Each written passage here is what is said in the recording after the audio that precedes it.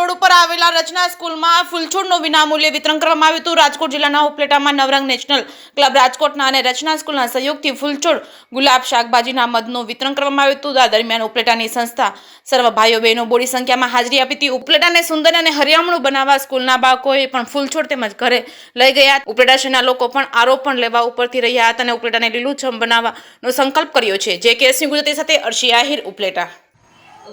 Good morning, મારું નામ Monica Gajera છે। આ રત્ના સંકુલ પરિવારમાં મને 8 વર્ષથી કામ કરવાનો ટ્રસ્ટી તરીકે મોકો મળ્યો છે, જેનો હું ખૂબ ખૂબ આભાર વ્યક્ત કરું છું। આજે અમારી સંસ્થામાં એક વૃક્ષ વિતરણનું આયોજન છે, જેમાં અમે શાકભાજીના ફૂલ છોડ છે અને મધ વિતરણનું કાર્યક્રમનું આયોજન કરેલું છે, જેમાં મજેઠીના વૃક્ષ પ્રેમી જગાભાઈ ડાંગર, દિનેશભાઈ કણસાગરા, માનવ સેવા સમાજ તરફથી અને જીવદયા સંસ્થાના સેજલબેન તેમજ માધુરીબેન, જે અમારી